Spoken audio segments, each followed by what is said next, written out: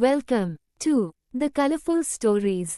आज की कहानी नाग और चींटिया की।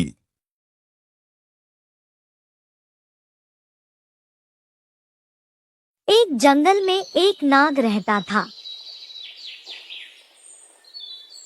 वह रोज चिड़ियों के अंडों, छिपकलियों, चूहों, मेंढकों, खरगोश एवं छोटे छोटे जानवरों को खाता रहता था। इस प्रकार छोटे छोटे जीवों को खाकर दिन भर सुस्त पड़ा रहता। कुछ दिनों में ही वह काफी लंबा मोटा हो गया। उसका घमंड भी बहुत बढ़ गया। एक दिन नाग ने सोचा, मैं जंगल में सबसे ज्यादा शक्तिशाली हूँ। मैं जंगल का राजा हूँ।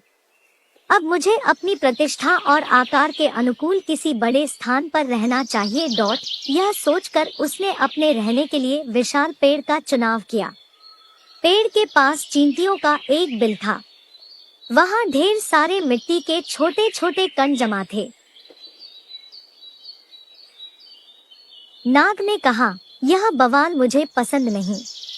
यह गंदगी यहाँ नहीं रहनी चाहिए। वह गुस्से से बिल के पास गया और उसने चींटियों से कहा, मैं नागराज हूँ, इस जंगल का राजा। मैं आदेश देता हूँ कि जल्द से जल्द इस कूड़े को यहाँ से हटाओ और चलती बनो।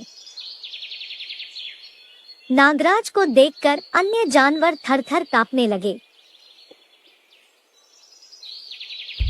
पर नन्ही चींटियों पर उसकी धौंस का कोई असर नहीं पड़ा। अब नाग का गुस्सा बहुत बढ़ गया। उसने अपनी पूंछ से बिल पर कोड़े की तरह जोर से प्रहार किया।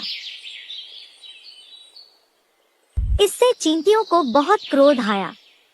क्षण भर में 1000 चींटियां बिल से निकलकर बाहर आ गई।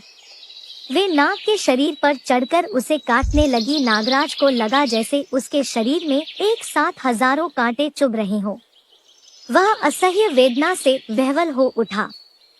असंख्य चींटियों से वह घिर गया था। उनसे छुटकारा पाने के लिए वह छटपटाने लगा, मगर इससे कोई फायदा नहीं हुआ। कुछ देर तक वह इसी तरह संघर्ष करता रहा, पर बाद में अत्यधिक पीड़ा से उसकी जान निकल गई। शिक्षा किसी को छोटा नहीं समझना चाहिए। व्यर्थ के घमंड से विनाश हो जाता है।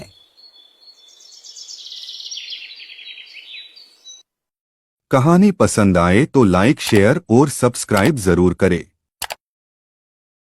Please like, comment, share or subscribe my channel The Colorful Stories. Thanks for watching.